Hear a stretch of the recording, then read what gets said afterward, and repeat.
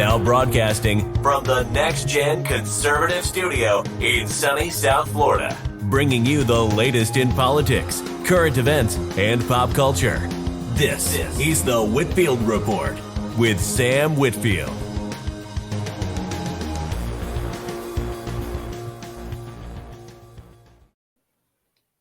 Good evening, ladies and gentlemen, and welcome to the Whitfield Report.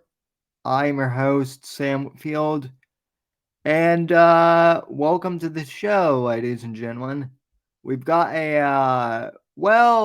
honestly, we've kind of got a light show here tonight.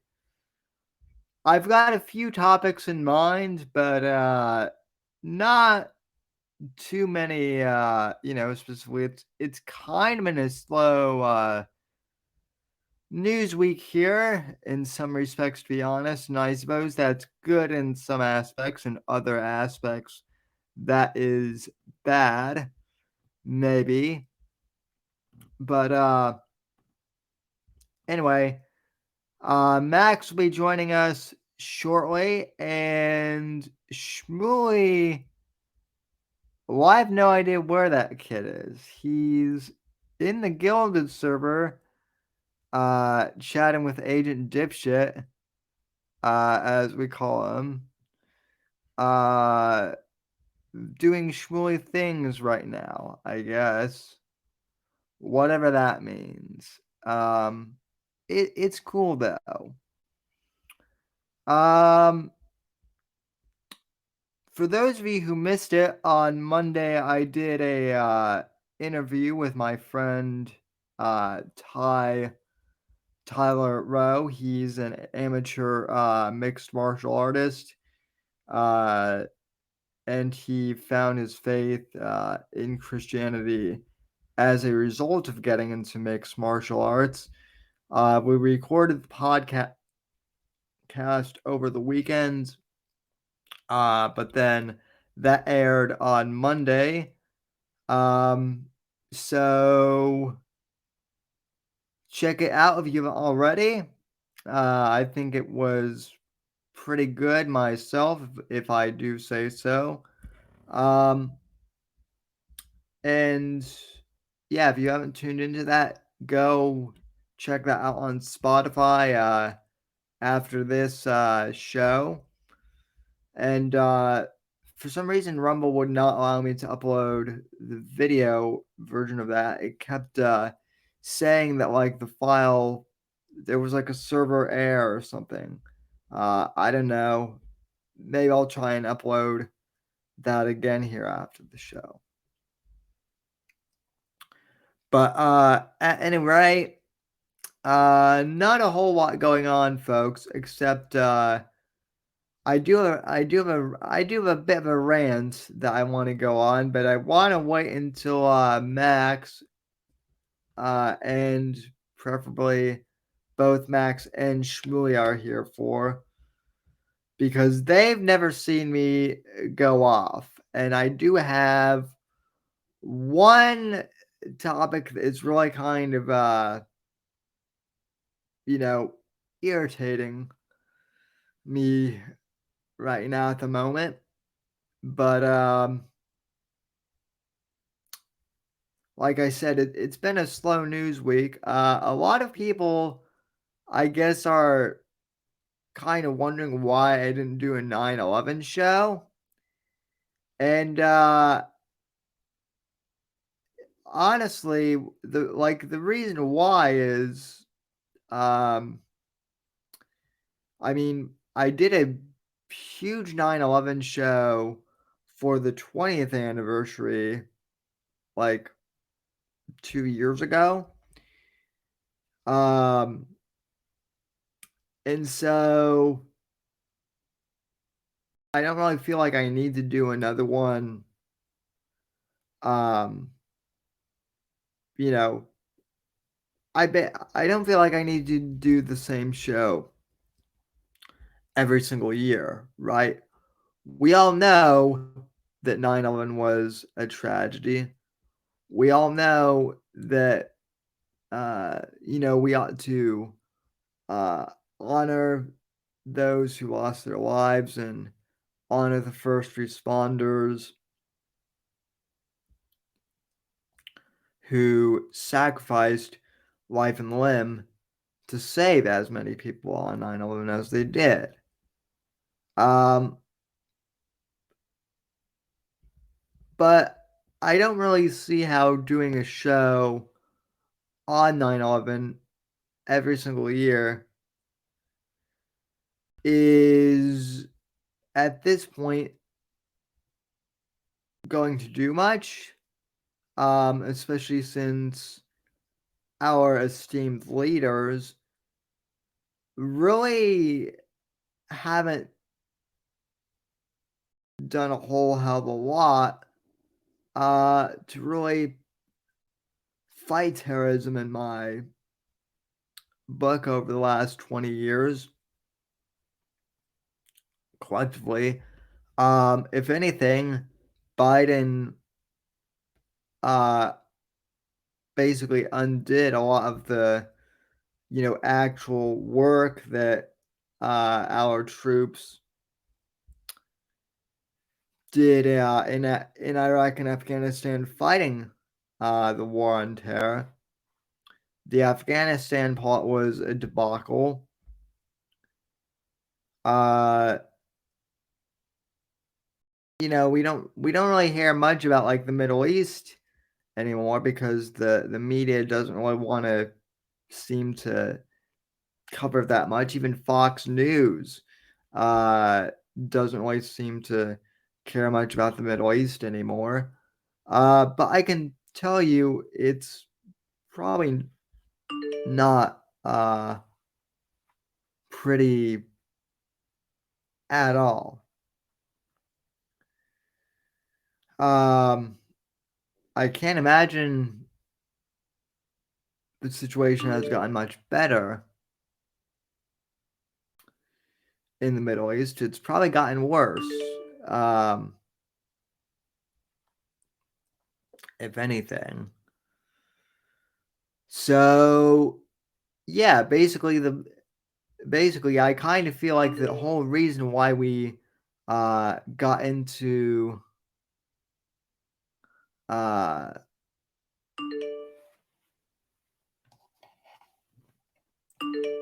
the whole reason why we got into Iraq and Afghanistan. Let me hold on a sec here.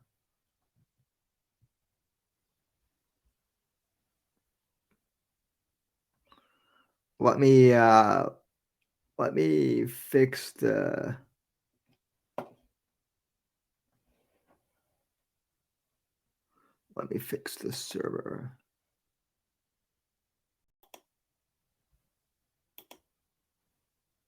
Okay.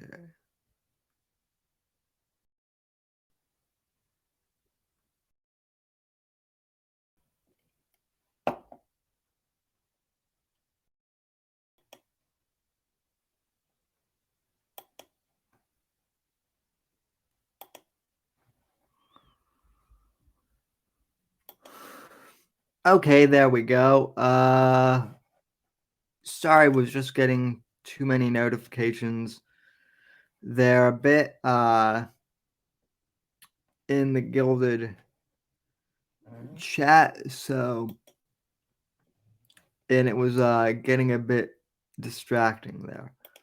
At any rate,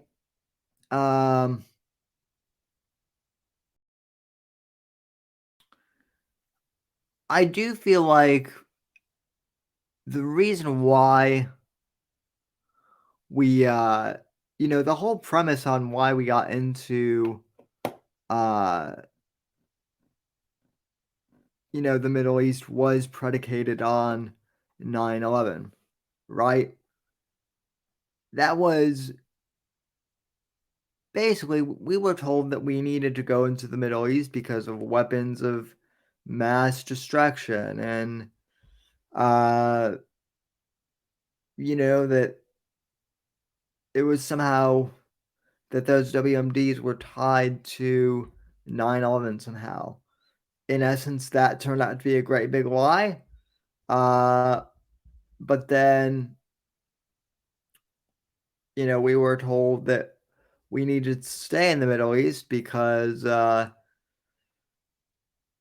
these other radical Islamic terror cells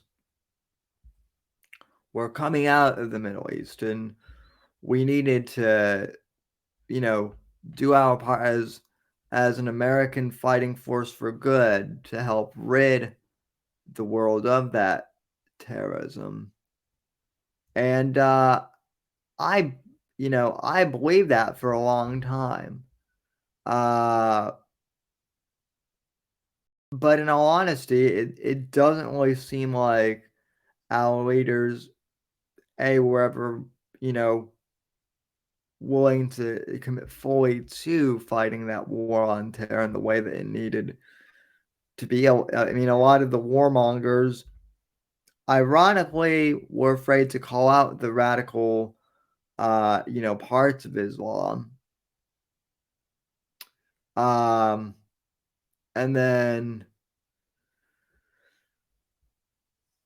Trump was really the only one who, uh, made a serious dent in ISIS. After Obama pretty much made ISIS. And then Biden pulled out of Afghanistan in the worst possible way, uh, that it could have happened. It was disastrous.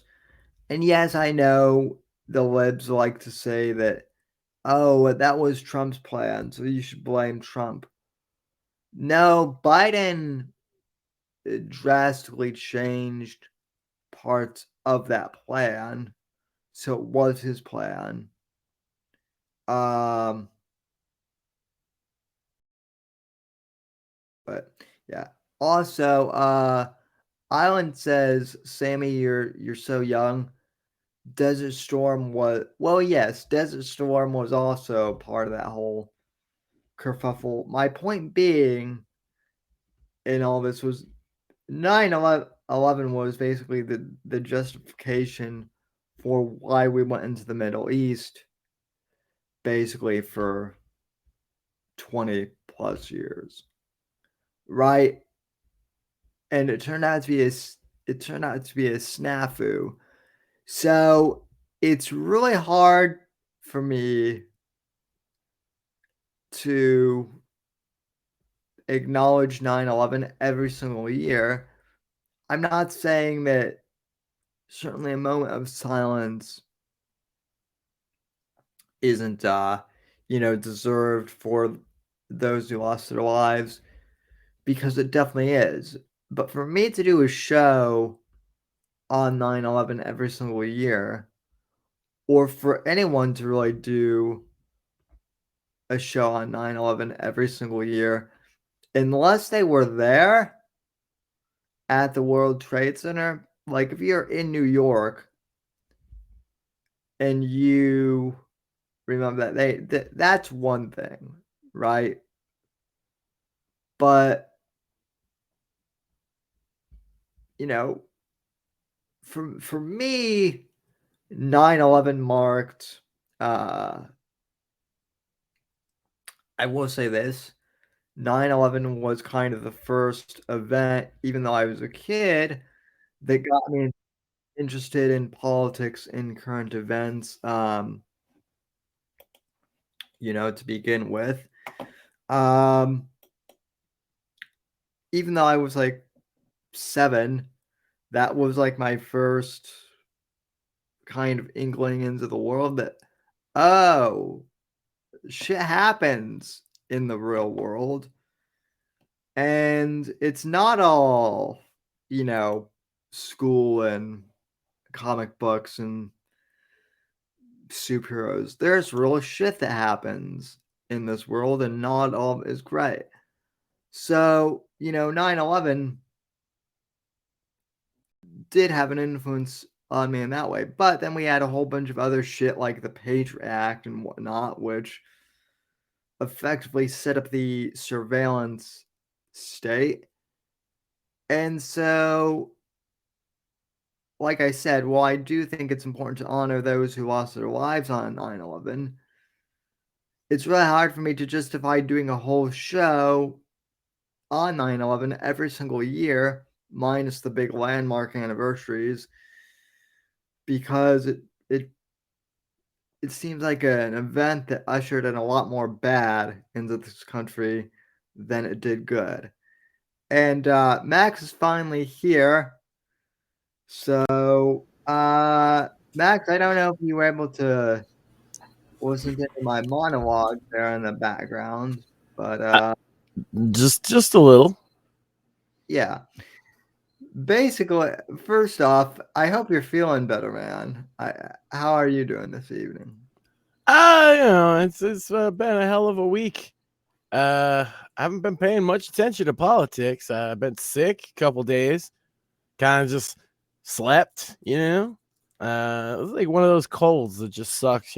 But I was thinking, in the spirit of your heartfelt monologue there, I just wanted to say that I on the flip side of things know a very funny joke. Well, let's hear. First off, I want to, before you get into this, I'm doing this whole monologue because people were I guess complaining that I didn't do a 9/11 show on 9/11. I had a friend on my show who he actually did like an inspirational uh speech, like, or no, we did it. I did an interview with him and he talked about how he found Christianity Mhm. through mixed martial arts. So it was very inspirational. People were upset that I posted that instead of doing a whole 9/11 show. And I'm kind of like, wouldn't that be a better way of, honoring the people that lost their lives, putting something out there, positive and constructive instead of rehashing the same old tragic, shit every year? I mean, I get it. It's important to acknowledge those who lost their lives, but do we need to do this every single year, especially after all the especially after the clusterfuck of the Middle East our politicians have gotten us into because they fucking used 9/11 to justify all this heinous shit? Sorry, I'm getting a bit heated thinking about it, Well, but then go on. it's the perfect time for my joke, right? You ready? Yes. All right. 9/11. No, Uh, see that the thing is um I'm not a monster, okay, but I am a contrarian kind of asshole, and so I was telling a few people this story this week, and I feel it's appropriate for the show to counterbalance like all these people. They're so self sanctimonious about it, but here's the thing, Sammy. Where are these people this week or next? Do they watch the show? Because we talk about a lot of heavy stuff every week. I just wonder. It's like, oh, we need to sit here and rehash a thing. No, okay. So on 9/11, I was at school. It was my senior year. That's fun, right? Um, yeah. and side tangent to that, my principal, when he gave the graduation speech, was like, "You've all now moved into a world of fear, hatred, violence, danger. Some of you are going to die who stand here before me." I'm serious. This was my graduation. This was our big pep talk speech. Here's your diploma. You're all going to die. Anyway, uh so on 9/11, I was in Portuguese class. I had taken 4 years of Latin, and if I took an extra year of another language, I got some kind of bonus credits or whatever. So I took Portuguese because I have Portuguese family. I know a lot of other places in the country don't really think about Portuguese and they confuse it with Brazilian, but I assure you, my ancestors on the Portuguese adopted side of my family, because it is through adoption, uh, come from Europe and are white. Just I know this blows people's mind, but like Portuguese people are from Europe. Well, Sand, listen, Sand does sound like a very Portuguese surname, right? Um, So, you It's know, here's a funny one. In video games, right? I can never get a game that'll say like the vocally, you know how the games will say your name. They'll never say Sand. yeah. So in a lot of video games, my character is Max Sanders. There's a conspiracy for the anti-Semites out there. They already suspect me. Oh yeah. Well, I actually have a rant about that. You've never heard me go off on a full like screaming rant before. I know Island in the chat has once before, but I'm kind of pissed at Jonathan Greenblatt tonight. But Well, I was trying to get at, because like I want to counterbalance your points about 9/11 and how sobering it is with my on the other side, and like kind of just defend trashy 9/11 humor. And I think it's more than pastime, because okay, on 9/11 in Portuguese class, they say over the intercom, for some reason they said, "Oh, a plane has hit the World Trade Towers. We're turning the TVs on." And we watched the second plane hit. And everybody was like, "Is that a replay?" And I was like, "Nah, can I go to the video lab?" Because like all I did in high school, like all I cared about, like school itself was boring. And I got in trouble a lot. And I was a bad kid. But I really loved the video audio, right? And that was, so I spent like yeah. 4 periods a day in there. Once I did all my mandatory classes, I just took all video electives. And as soon as the fucking plane hit, I raised my hand. I was like, "I'm going to the video lab." And the teacher's like, "Yeah, yeah." So we spent, me and my buddy Pete, who is a goth kid, right? Like people think I'm goth. No, I'm just a metal black band t-shirt guy. Like he was goth. He had the trench coats and Yeah, the big rings and all that fucking shit. He was a cool kid. Me and him obviously got along and worked together and creatively vibed, you know? And so we're sitting there, and also because we had a team, the leftover person that nobody else picked was like the C-string cheerleader, and she ended up being like the MVP of our team because she's the one that brought the pot. But that's a different story for a different time. Anyway, the three of us are sitting there watching 9/11 happen right after the second tower got hit, right? And before either Pennsylvania or the Pentagon, right?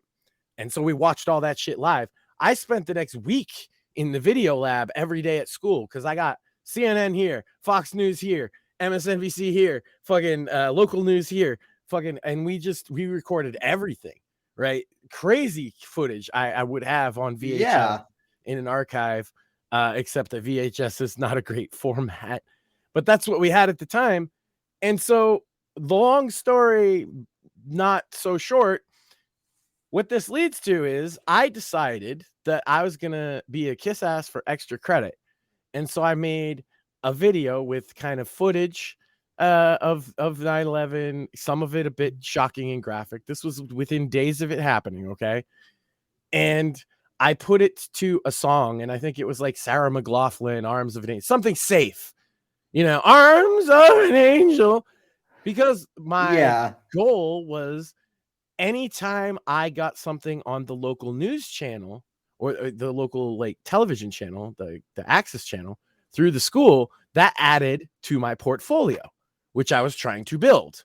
Right. And so, okay, I am the guy that can easily make this cheesy 9/11 tribute film the week it fucking happens and put it out. And they actually didn't just put it out on the local like channel. They put it on the local news. And they were touching tribute. But there was a hiccup before all that happened, because me and Pete made a different cut with the same footage, okay? But we used a different song. We used a much different song. And that song happened to also be, because of 9/11, banned from the radio. And that song was Bodies by Drowning Pool, which I've heard before. Yeah, let the bodies hit the floor. And all this crazy, because dude, me and the goth kid, the metal kid and the goth kid are sitting there like, bro, this is horrible, but this is the most metal shit I've ever seen in real time. So we had to have our little in joke, right? And so my point there is I made a 9/11 joke the week it happened, and here's the best part of the story. I switched the tapes by accident. So the first time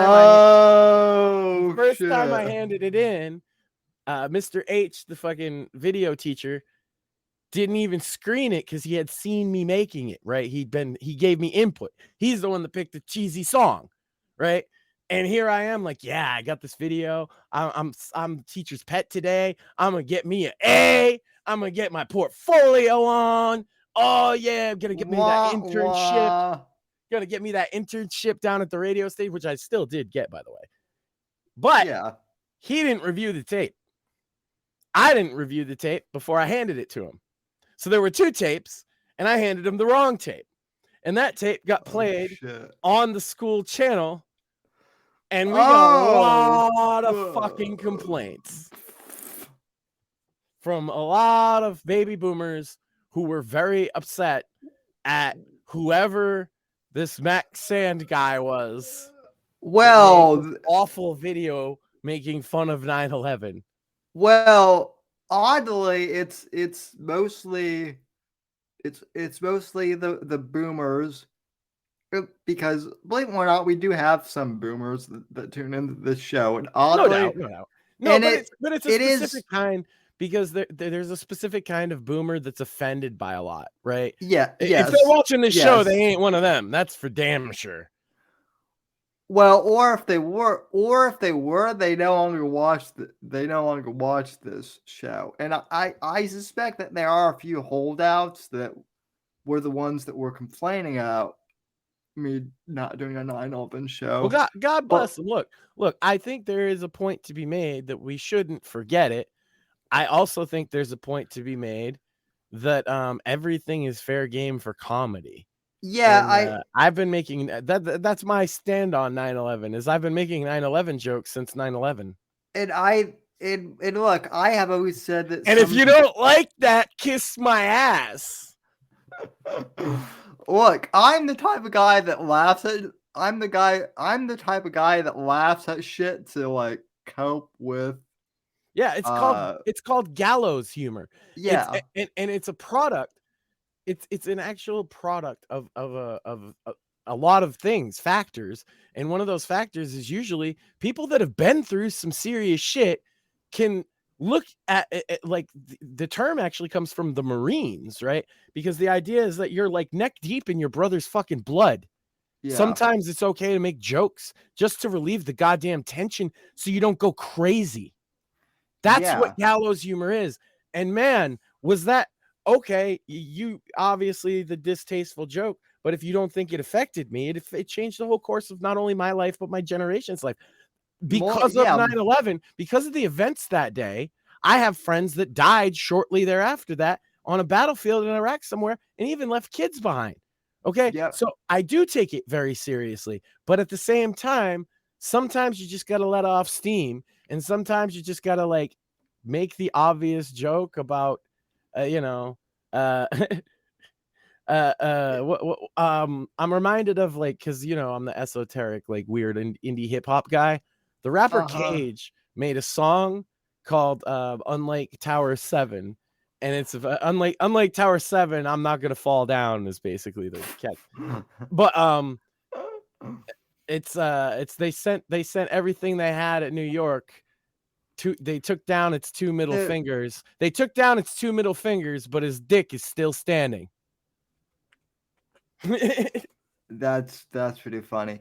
The thing it is as I was explaining before you got on, I did a big show for the 20th anniversary show real quick. I want to like comment on what Island Photographer just said.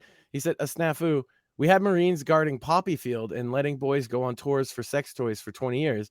A bit more than a snafu. Yeah, like that's why I make fun of fucking 9/11, because some of my friends were those boys and they never came home. The guy I stood next to at graduation was dead 6 months later. I went to his fucking funeral. It was a Marine funeral, and his father and mother are literally shaking me by the shirt saying, "Don't you dare do this to your family. Yeah, no, you want to hear Bro, that something? shit did affect me. I'm just the type of person that if anybody's offended, I mean, I'm not like, fuck you, don't tune out the show. What I mean is, this is how some people deal with trauma, and I think it's healthy. No, I get it. Well, and this is something. I mean, I didn't share this in What am I gonna the do? Cry about it? I didn't share this in the server, but it is pretty sobering because I have a friend who I've known since kindergarten um who went into the military after we graduated high school. He wasn't like he just wanted to go into the military instead of going to school. So he did. And long story short, one of his buddies who he met in the service actually died in Afghanistan during Biden's clusterfuck of a Yeah, plot. we're Now, still two decades later, still losing guys over there. well, and For that what? and that's what I'm saying is It wasn't for 9/11 either. That's I the real fucking, because if you subscribe to the Osama bin Laden did it, okay? And there's a case to be made for that. I know everybody has their different theories on it, and I'm not here to shit on or subscribe to anybody's theory. What I'm saying is, imagine hypothetically the scenario is that Osama bin Laden and everything the government said about it is true. Osama bin Laden planned it, coordinated it, blah, blah, blah, blah, blah. Where did we find him, Sam? Was he in Iraq? Was he in Nope. Afghanistan? Nope. No. And frankly, I don't buy the official story on his death. I believe that when he got printed in the paper that he died of his diabetes, this was a man in his 80s, Osama bin Laden, who was on dialysis for fucking liver failure and kidney failure, who lived in the mountains and had to make sure he had to set up for his fucking dialysis machine. And they expect me to believe he lived another, I think, 10 years like that. I'm not so sure about that. That doesn't, and then oh, well, we don't have the body because we just threw it in the fucking ocean. Isn't that convenient? Where all this shit, even if it is completely explainable by rational reasons, they don't seem to get. This is why people become a conspiracy believer, because even if there is all this rational stuff, there's some connections here that are hard to fucking swallow sometimes. Well, so even if that's just a misunderstanding, like say the official story on it is completely correct, this hypothetical universe, right? It still looks fucking fishy from top to bottom. And then you want to fucking suppress people who say that, right? And then they get like, well, I must be fucking on to something. Even if that's not the case, that's a natural reaction. The other thing too was so that happened when I was a senior. That happened when I was a junior in high school. The Bin Laden killing. Now, keep in mind, I was still kind of like a normie, conservative-ish guy kind of at the time, and everyone in my class was like, "Well, the war on terror is over now, right, guys? Yeah. Right, guys? The war on abstract concept is over."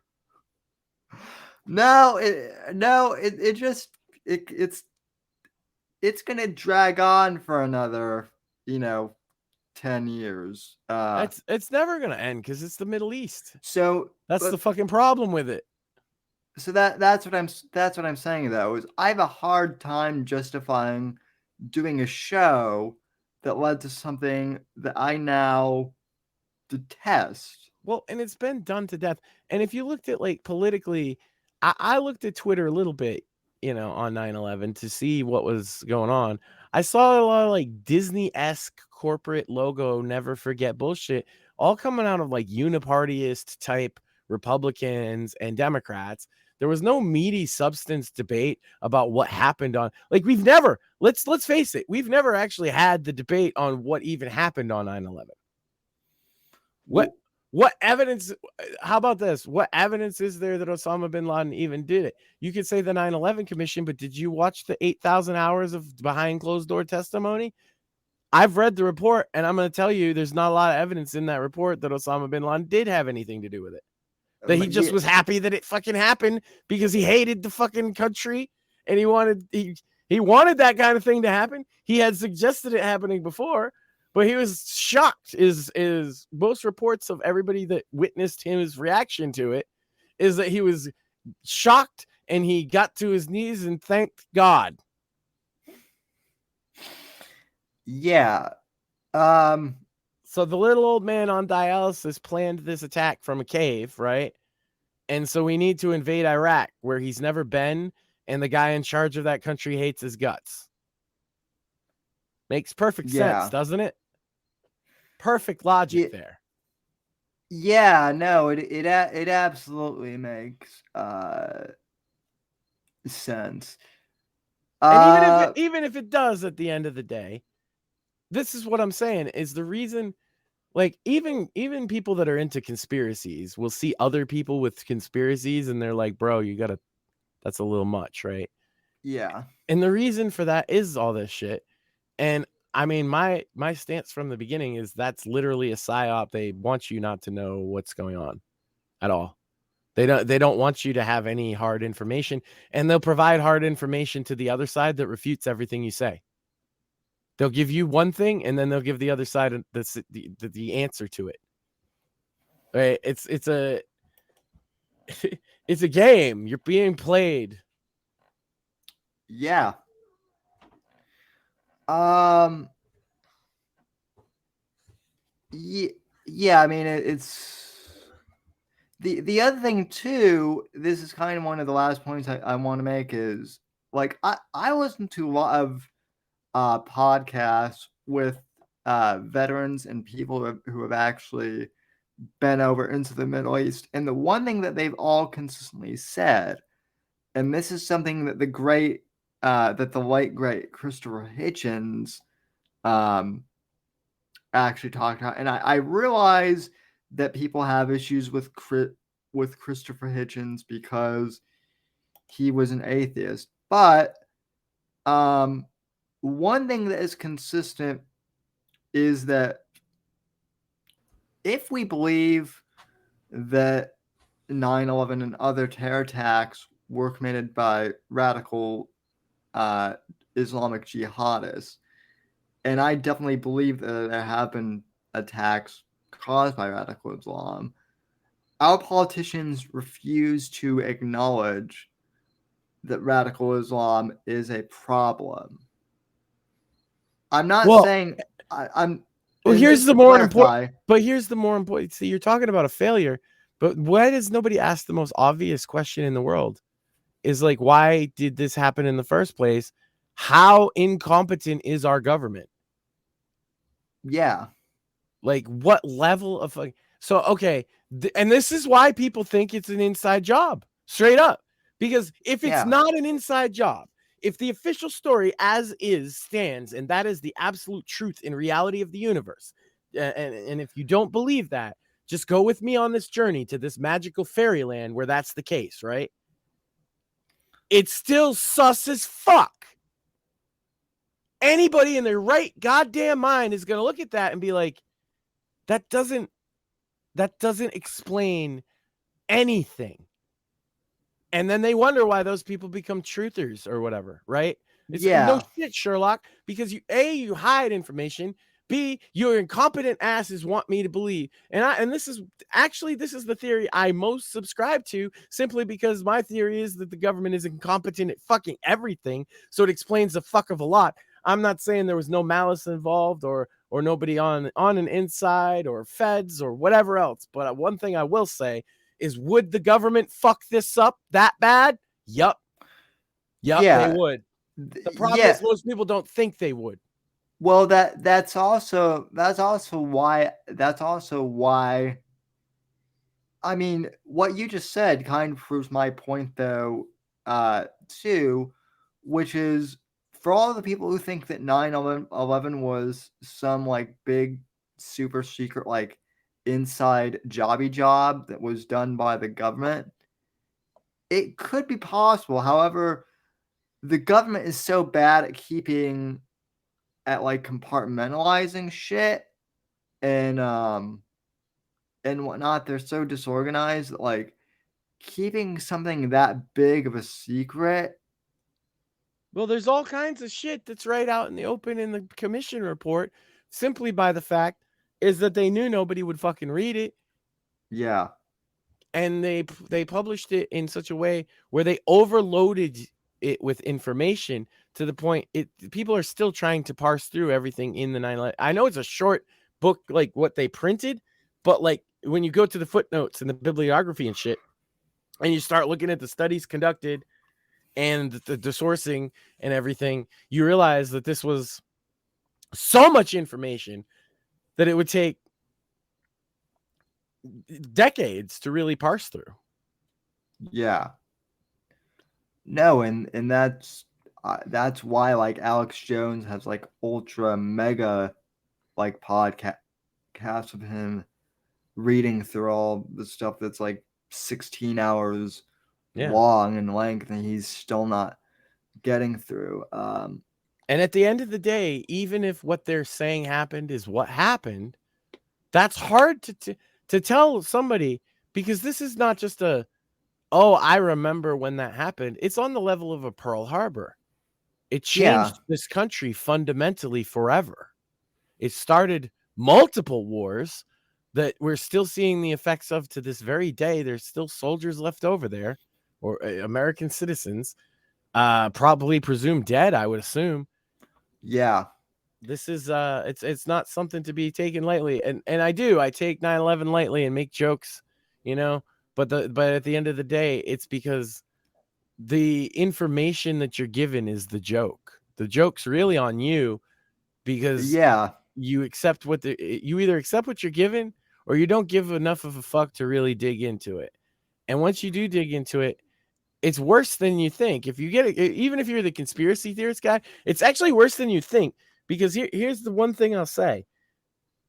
If the conspiracy theory guy, like the most stereotypical guy in the world, right? He's like NWO, Illuminati, they run everything. If that guy's right, that assumes a level of competence that I don't believe the elites possess at all. That's always been my argument for, like, why 9/11 couldn't have been an insight. I don't think George W. Bush was smart enough. Like, all these same people who make fun of Bush for not being able to pronounce nuclear correct, Right. or who called him like a dumb hick, are the same.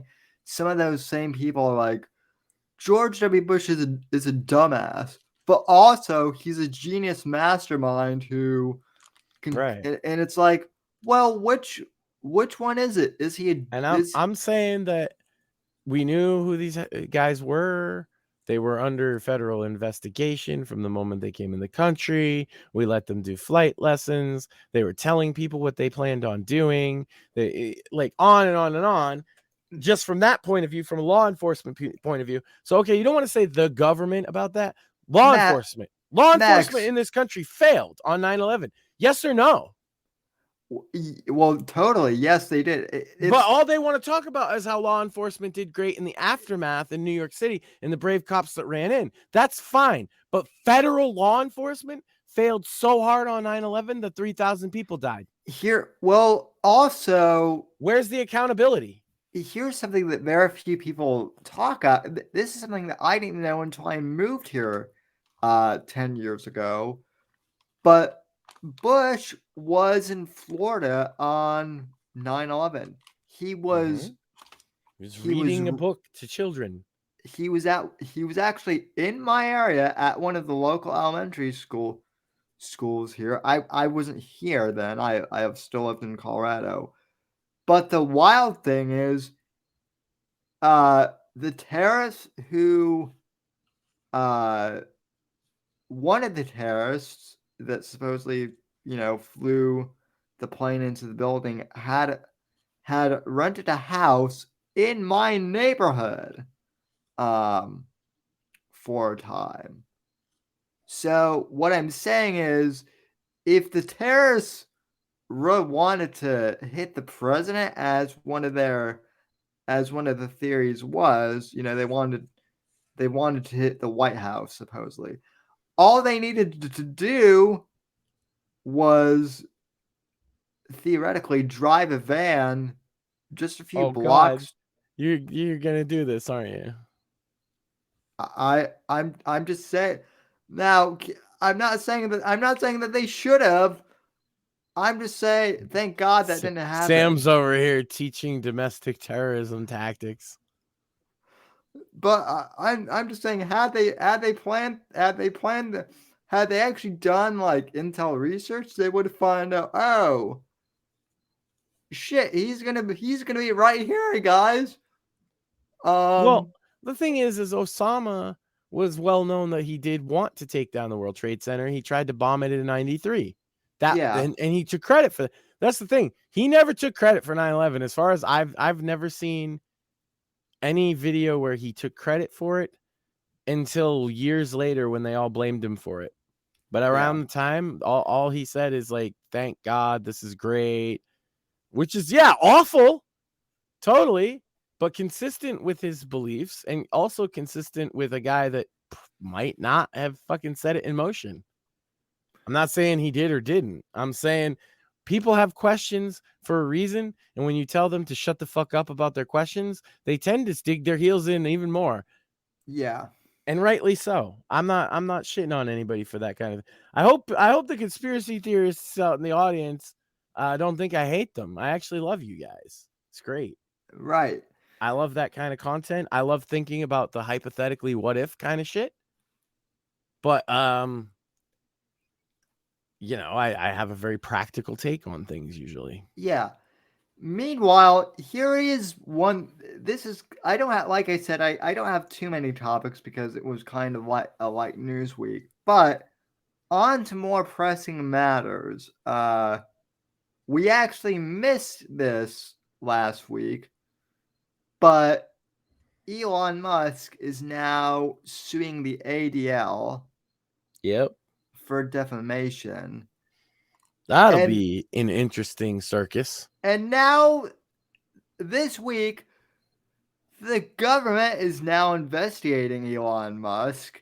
The title of this episode is Elon is the New Trump. Now I know people on Twitter were actually asking at the title, Sam, why would you say that?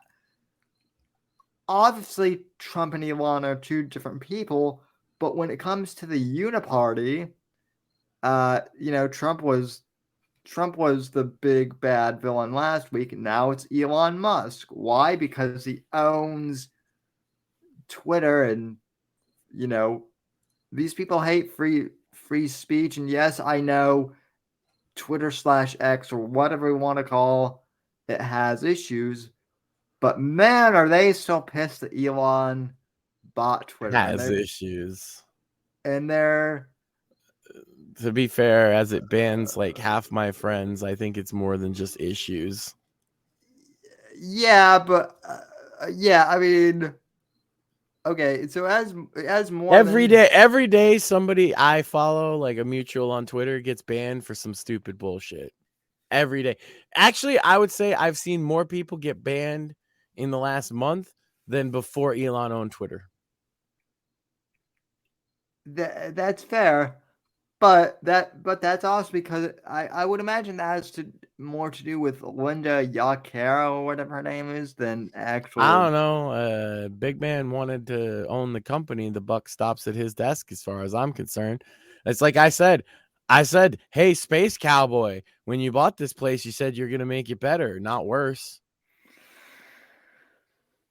Fair enough. I'm not like, oh, he's done forever, I hate him. I'm just like, bro, you're No. dropping the ball. He really is. Well, what's funny is he's dropping the ball, but the people, but the Uniparty still wants to crucify him because he bought the fucking thing. These fucking Yeah. Also, and his chorus of supporters would be the ones that he upholds the free speech of, and since he's not doing that, he's gonna have a rough go of it. Yeah. But that's it's what it is. I mean, it's lawsuit, so this is probably drag on for years. Let's be real. That's how those kind of things go.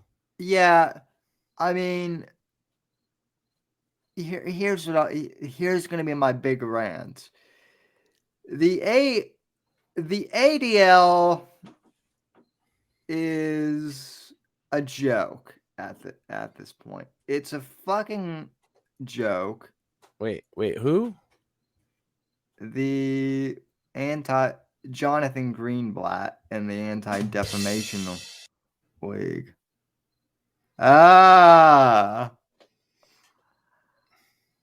They've defamed more people probably than they've actually helped. I would actually say that they've actually done more to spread anti-Semitism than to stop actually. Because that's an argument. That's an argument some of the Jewish guys I know make. Yeah, no, I've actually heard that. Look, when PragerU, when certain PragerU members are getting put on the ADL list, it's kind of funny. But that just goes to show how politically fucking rigged. It has nothing to do with anti-Semitism, assholes. It has everything to do with politics. I don't know. That might make you anti-Semitic. I dated a nice Jewish. Oh, by the way, yeah, I did date a nice Jewish girl, and her family thought the ADL was ridiculous. So now who's the anti-Semite? Yeah, it's I guess other Jews. The ACLU is another one. Like they used to actually, the ADL had a purpose at one point. You know. Yeah. You know, they were like, hey, here's some extremism you should be aware of if you're a Jew because it's kind of scary. Cool, right? That's fine. That never bothered me. But as soon as they started moving into the internet content moderation business, I started paying attention. But the ACLU, I actually had the ACLU willing to like represent me over the years from various things, political and otherwise. And now they've gone so far left that the fact that they call themselves the American Civil Liberties Union is a literal joke. The ACLU used to defend the rights of literal Nazis. Yeah. To march through Skokie, Illinois. Yeah. Because although Brandenburg v. Ohio, which by the way is the premise of like extremist free speech. So if you're the kind of guy that likes edgy memes and jokes, the ACLU actually paved the way for you to be able to do that. If people don't know, a quick synopsis. I once did a whole like stream breakdown on this, and maybe we can link it in the description later on. But the premise is once they it wasn't making money anymore, they switched. Obviously, the woke's the big thing. But the Brandenburg case was that they had said they were advocating to hang the N-words. Okay, it was the tape. It was a Klan meeting, and was what they said. Okay, and the court ruled that you have to say not just all of these people and propose it as a policy. Proposing that as a policy, the Supreme Court ruled, and I think rightfully so, is legal. You're probably not going to win an election with it, but it's within the realm of acceptable things you can actually politicize in this country. I apologize for my wife coughing. Sorry. But yeah, so basically he said black people. There was none there, one, so there's no immediate threat. Two, he didn't specify as specific, like, oh, go get that black guy right there. So they ruled that this is a policy proposal but also that it could potentially be fighting words, but then that was overruled in a more recent. Free speech in the Supreme Court's a mess because you get different like liberal leaning courts, and it's a tough one. But Brandenburg v. Ohio is basically the basis of there's certain things you can say in earnest in this country. Yeah. Because the whole point of the First Amendment isn't to protect speech that everybody finds acceptable, because you wouldn't need that. If everybody finds the speech acceptable, you don't need to protect it. You only need to protect unpopular speech, or minority speech. You're preaching to the you're preaching to the choir. I'm and look, I'm not upset with you. I'm really fucking annoyed. Honestly, I'm fucking pissed that it's 2023 and the fact that we're still talking out, not we, but like big picture, the fact that this is even like that we're still debating about this. No. It's your electric bill is twice as much. Groceries are fucking creeping up on triple. You're trying to scrape by. Make sure you get your mortgage, rent paid, all that shit. But here, be mad about these hot button social issues that really don't affect any of that. Yeah. Now, I'm not saying the social issues aren't a thing.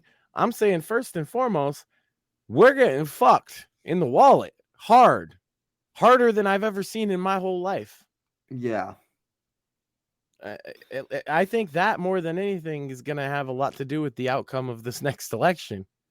Even more maybe than cheating.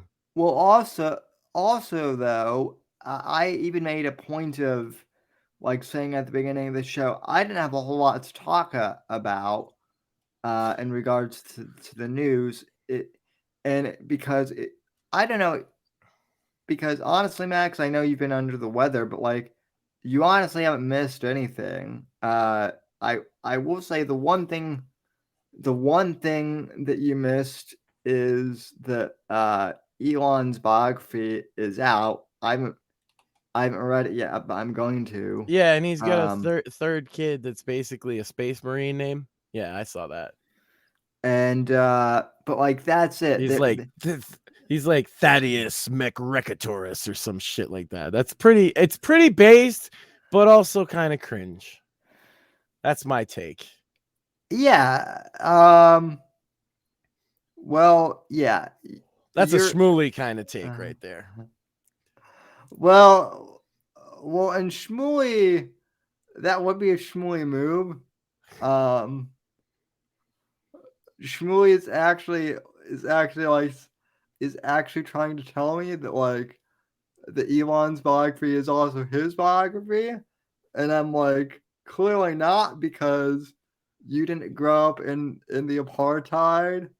And he's like, well, I grew up in Florida, and racial issues there are kind of bad, but not as bad. So, you know, he's the same guy.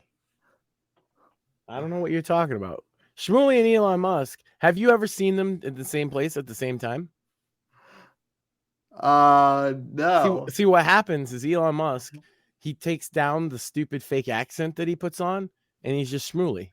Y'all didn't know this? Nobody in our audience knew this? Who do you think finances this shit show? Come on, guys. Are you really that dense? Wait. You guys buy that stupid accent? Are you kidding me? You buy the Elon Musk accent? If you listen to the man talk, that's the fakest accent I ever heard in my life. What? He just stops doing the accent, comes on our show, says a bunch of troll shit, and nobody knows. He has the time of his life. Why do you think he's not here? He's busy. Wait, guys. You mean to tell me that Elon's been funding this show and it's not Jewish? It's not Jewish bankers that have been. No, they give him the money, and show? Then, they give him the money, and then they pass it on through him to the dancing Israelis, who then pass it on to Mossad, who then pass it on to Hillary. I've been accused of being a Hillary guy before. Who then pass it on to Zanny Berries, I guess, and then it gets passed on to us, and that's where we get the budget for the show. You didn't know this? Apparently not. Well, don't forget, Zanny Berries then passes on to Ben Shapiro. Can I bring up a relevant news story that I have something on that you might even find interesting? Are you aware of the Cast Media Podcast One merger situation? I know of Podcast One, but yeah, I don't. You know they're garbage, right? Yes. From the creative perspective, anyway. So they're acquiring another podcasting company. It's called Cast Media. It's owned by one Colin the Weasel Thompson, who so what happened with Cast Media is Colin was running it, and he had a bunch of notable programs like Theo Vaughn. Yep. Theo Vaughn was on it. Jim Cornette is on it. He's one of the top podcasts. That's where I first heard about it, actually. And several others I can't think of off the top of my head. Sarah Silverman is one, whatever you think about her. Notable people, right? And pretty much across political boundaries at this point. What happened was Colin Thompson took the money for advertising on their shows and never paid them. Any of them. Yeah. So then he's selling this company in a merger with Podcast One. And they were going to have him be one of the head guys. And so Jim Cornette actually spoke out about it because he said, we're not under contract with you. We just used you to do advertising. So we don't have to do anything. And what they were offering these people, instead of paying them, this Colin Thompson guy was offering them pre-IPO stock. You know what that means? Yes. Right. So just for the audience, pre-IPO means it ain't even stock yet. That's a simple way to put it. They're going to make it stock soon, but it ain't stock yet. So you don't know how much it's going to be worth. Well, they had valuated that it would launch at $8 a share. Okay. And they said, we're going to give you all this stock. And and we're not going to give you any of the money that you're owed. In a lot of cases, 6 or 7 figures. And we'll give you this stock, and you have to wait 2 years to cash it out in a company that's like doesn't exist yet. I do want to make a quick correction. Okay. Because someone's going to call me specifically on this.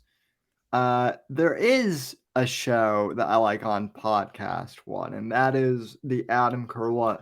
That is the Adam. No. Show. I'm not saying their shows are bad. I'm saying they are bad as a company for creators. Oh yeah. And yeah, Cast Media is even slimier than them. This merger is screwing. So I highly recommend people, if you want to learn more about it and see what I'm talking about. And it obviously interests me because I'm an old school radio guy, also an internet radio guy, right? And this is the cross section of the two. And this is going to decide the future of like professional podcasting. That's why I thought you might be interested in this. Or if you're a wrestling guy like I am, listen to Jim Cornette, not give a fuck and tell these guys fucking sue me. I don't want your paper stock that doesn't mean anything. Anyway, the reason I bring it up is because they launched the IPO this week, okay?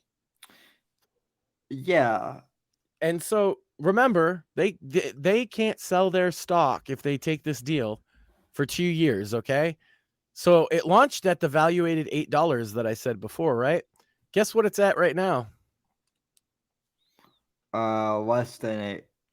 2.5. So $2.50. Oof. Because Theo Vaughn, this is what I was going to recommend the users check out. Always just watch the Whitfield Report, but sometimes there's some interesting stuff out there that I like to point people to. And this is one of those cases, either Theo Vaughn or Jim Cornette versus Cast Media. But the Theo Vaughn one is a good, concise one. He's funny. He's very passionate. They screwed him out of over $1 million that they owe him. And this is going to end up in court and probably in the SEC. And I find it very interesting. And now that I've bored the viewers, I'm going to give them a treat in... Shut up, Max!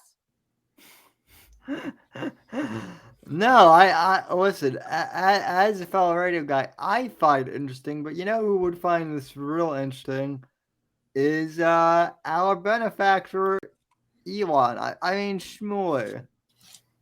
I as a radio hater, all my homies hate the radio. Yeah. Well, They then like amateur podcasters. Well, that's the thing, is they're trying to take the radio formula. This is at but with all the same scummy bullshit tactics of I'll advertise and then I won't pay you, and then I'll say the company went out of business and go fuck yourself, just like the radio used to do. And they're trying to consolidate it. So if you hate what happened to radio like I do, where now everything is iHeartRadio or Clear Channel, whatever you want to call it, they're trying to do this with podcasting so that, you know, productions like your humble narrators tonight won't exist, and then they can screw over all the big creators. Isn't that wonderful? Yeah. So support indie amateur podcasters. Don't bother with podcast one. But watch that the Theo Vaughn episode where he breaks it down and really discusses what's happening. It will give you everything you need to know about this case, and it's actually pretty funny and entertaining.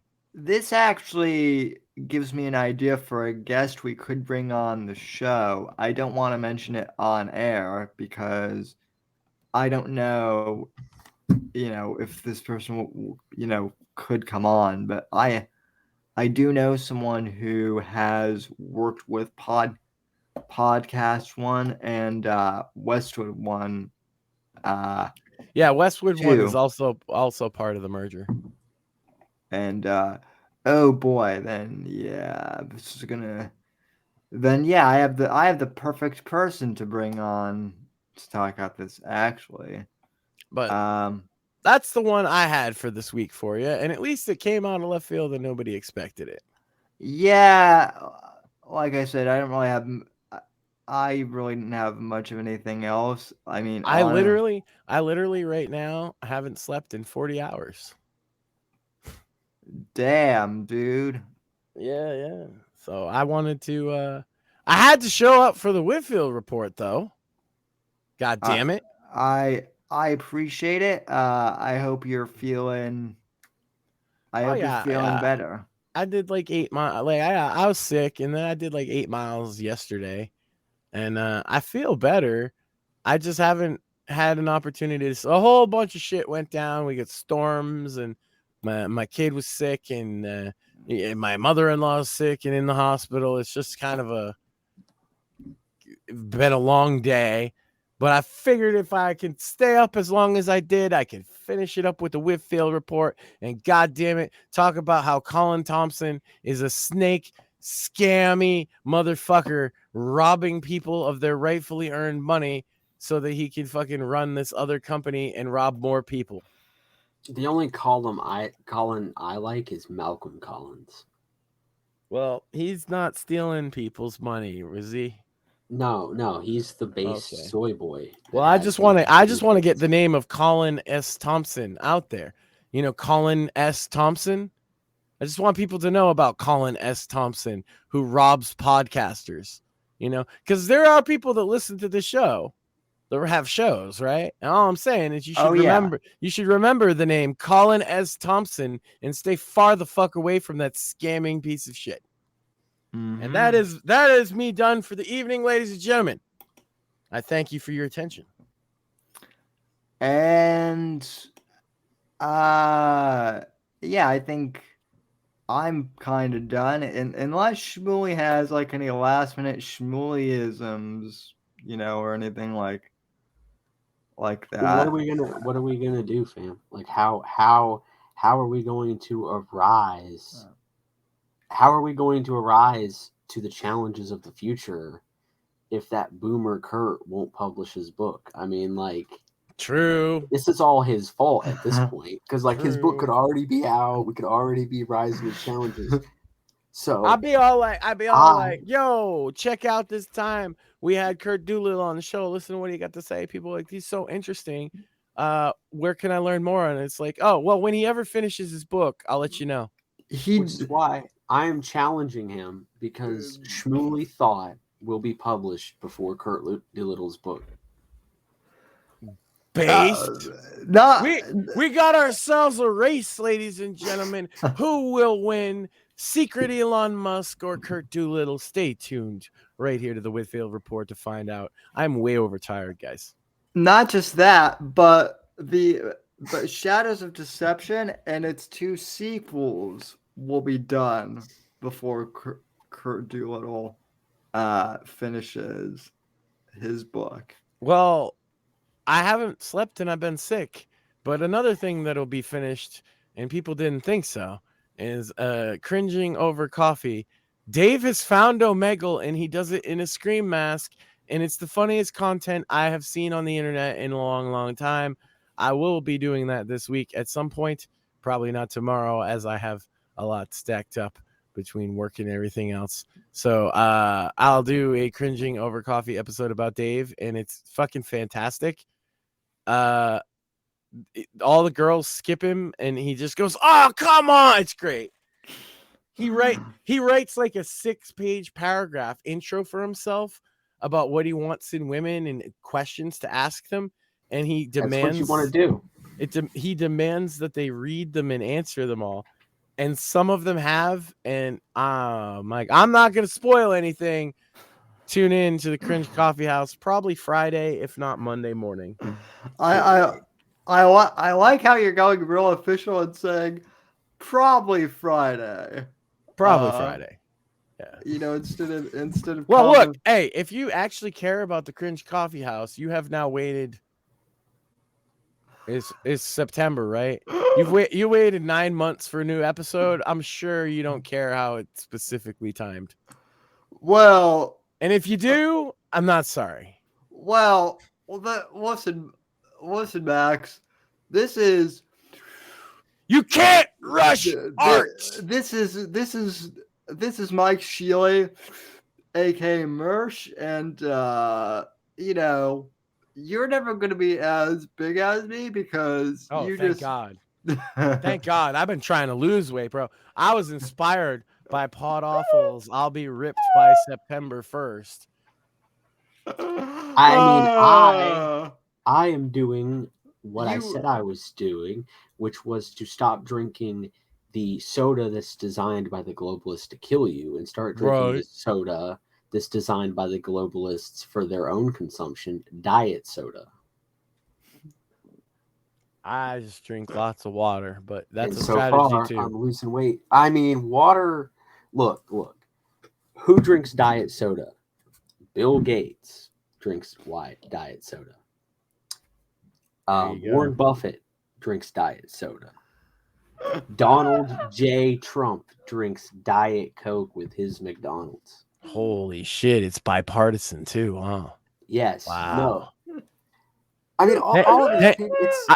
Thank you, Elon. Look, I appreciate the Diet Coke rant, but like, fix your website, bro. And what the globalists do is they spread the conspiracy. Because I challenge you, chat.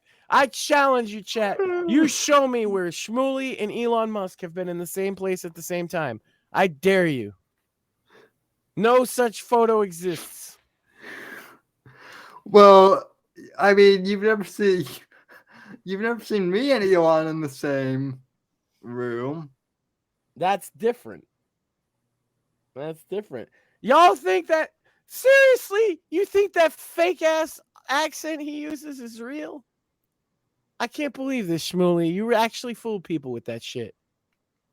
God damn. But no, I mean, this is the fact of the matter. Like, aspartame is good for you, and the globalists spread the conspiracy so that the dumb conspiratards wouldn't catch on. Really, you should just be blowing lines of aspartame. Like, cut out. Well, they invented it. They invented it, and they're like, "Oh wow, it's like sugar, but it doesn't do all the bad stuff that sugar does."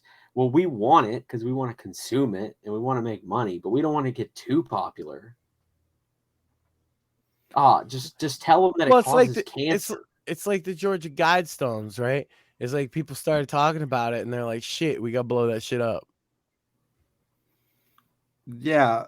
I'm overtired, guys. You know what? I'm actually going to bow out on that note because that might be the stupidest thing I've ever said on this show. I I will catch you all next week. I actually think I'm going to bow out too and kind of just end the show because I'm tired as well. No, I'll just take it over. There you go. I'll end it. I'll lock it up for you. Real schmooly hours up in here. If there was a way for me to give the show over to Shmuley without having to just like transfer ownership of the stream, I would, and then I would just let you.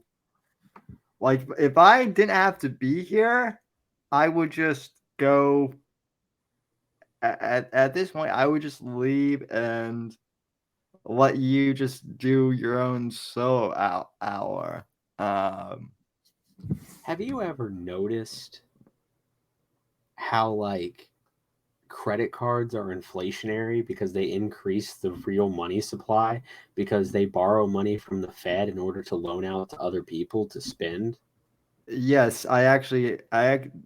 that very thought actually did actually. I'm not even joking. That thought actually did occur to me the last time I looked Yes. at my credit Yes. card bill. And so like have you also noticed that it's like completely unnecessary to charge compound interest to people for goods that aren't going to then turn a profit? Have you noticed that? Have you noticed that it's like wrong to charge compound interest on consumer spending? And that there should be a public option in this, and that we should nationalize Visa and make it a nationalized service. Ooh, I like this train of thought. No, I do actually. That's a good point. Yeah, I mean, we could use their network to basically transfer all of this money, and then we could just charge simple interest based on your income. Yeah. And then when you pay it off, well, you paid it off, well, then you can spend it again. I mean, it's well, that's kind of the theory behind like how people are supposed to use credit cards, right? No. Like yes and no. Like yes and no. Right? Right. Like under this scheme, yes. If for instance you earn $25,000 a year and your calculated interest for this nationalized credit thing would be $500, then if you spent the $500, I mean, you would still have to pay simple interest, but like you would have maxed out your stuff, you'd be done, right? So it's the equivalent of having just spent $500, right? If it's never paid back. Yeah. But then when you pay back, it's just a more direct route as well, because then all of the money is going back to the Federal Reserve. So therefore, it was issued, spent, and then delivered back with interest to the Fed. So basically, it's just leaving the money supply. It's just being deleted. Well, I've always found it really interesting, and I actually had a teacher once get mad at me in high school because in math class because I'm like, why do we have to learn like trigonometry but that none of us are going to ever use, but yet there's no like financial planning courses? And this old like boomer teacher was like, well, you need trigonometry for logic, but like, who uses algebra, right? Outside of like if you're a big science, whereas like a class to like learn at like credit cards and home loans and shit, like that would be life changing if they actually did that in high schools. But no, they're not going to, because the credit card companies, this is the conspiracy that no one talks about, right? The credit card companies want you to be dumb. So Well, I mean, yeah, I mean they benefit off of it. They make more money repackaging the debt and then selling the debt to the collectors. Yeah. But it's just wholly parasitic because basically you're just baiting people into hyper consuming and then not paying it off or having to spend the rest of their lives paying it off, and it's just not beneficial because that consumption was not necessary to begin with. Right. The money would have been better off if we had not hyper consumed because once again money is not the constraint, resources are the constraint. And so when you just do that and lead and give it to people just to spend, they consume resources they otherwise would not have. Yeah. Well, and then we also, that's the whole problem with fiat too, is they can just arbitrarily set the value of See, something. I'm a fiat guy. I I believe that the money should be floating. I'm not. Uh, I'm not. I'm not like a hardcore econ guy in general. So like, I'm not like. I don't have a real big bone to pick with this, but it does seem to me that like people arbitrarily make some of this shit up, right? Like just because I suddenly have like a $1 bill, I could say that that's $100, but it doesn't mean that I actually have $100. Yeah, but like So we can objectively see that like the system works yeah, because the difference between you and the Fed is that you're not the issuer of money that then gets taxed by people. good point. And so like there's just an inherent asymmetry between everyone else in the economy and then the issuer of that sovereign money. And once again, its purpose is to be like a ledger for the amount of resources and goods and services in the economy. It's not meant to do more than that. And it you kind of get this like magical thinking about like, well, gold and or we'll tie it to some tangible thing. It's like, why would you want to do that? Why would you want to limit your ability to borrow from yourself now? Uh Just because I the debt is yeah. poorly managed, right? Like this is like kind of like the a poor person mentality of like never go into debt, never go into debt. It's like no, actually, you should go into debt. You should know how to manage debt properly, not get at in debt that you can't pay off. But you definitely should leverage debt. Debt has to come first before Yeah, you can sure. produce new things in the economy. It's one of the ways in which it grows. Otherwise, you would have to have an equal amount of money earned from somewhere else to invest in something new, right? That is that is a very good point. Yeah.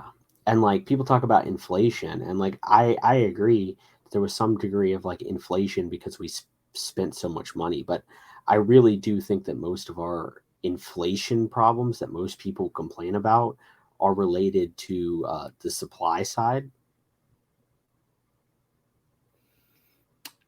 Yeah. Particularly with gasoline. I mean, we're in a fucking like beef with Saudi Arabia. We cut our own production. Russia is fucking going offline, so Europe's buying a lot of our shit. Um, Things are kind of skyrocketing because the cost of oil. Food goes up, right?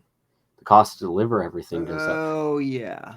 So I mean, you just run this through the supply chain. I really do think that like yes, we would have felt inflation because we gave everybody some money or whatever, but like the real thing that we're calling inflation is a supply side issue, not a we printed too much money. And I don't know, but I suspect that a lot of the money by now that was printed, I mean, it's just found its way in the hands of like very wealthy big fish in the economy and overseas trades. I imagine people, Mm-hmm. sovereign countries trading oil or whatever. Yeah. because most of the money in existence is never going to touch your wallet, right? Oh, we'll never see most of the money in existence in our lifetime. It's not in circulation. Like most of the money, like US dollars, right? It's just not in circulation. No one's buying a loaf of bread with it, right? Like China trades Saudi Arabia it for some oil, and then China trades India for fucking what, you know what I mean? Right. Some bank in Europe uses it to like trade this thing, and it's created with keystrokes. I mean, this is Yeah. but like the if you go into debt, then there's a credit somewhere, right? Mm-hmm. Where is that credit? We don't know. It's in the world economy.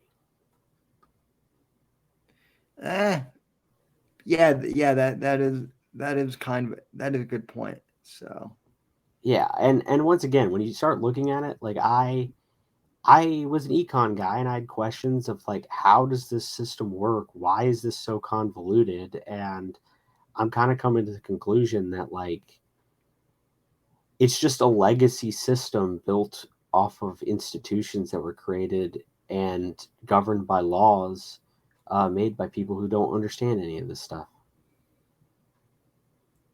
yeah, well, most of the people who make laws now don't understand any of this stuff. So, anyway, though, I think I'm gonna call it a night. Anything you want to promote, real quick? I want to promote hanging out with the boys. Cracking a cold one. I want to promote. I do want to promote that Kurt Doolittle does need to get his ass into gear and write that book, so that we can have him back to talk about the book. So yeah.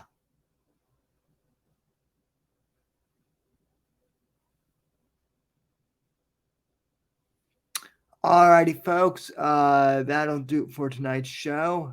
Thank you all for tuning in, and we'll be back next week. Sorry, it was a bit of a shorter show, but I hope you all enjoyed it. See you next week, folks. God bless.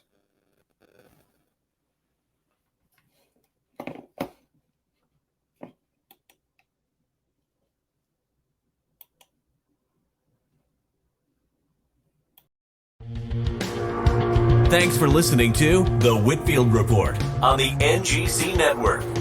Please visit Sam's website at www.thesamwhitfield.com and support Sam on Patreon at patreon.com/Whitfield Report.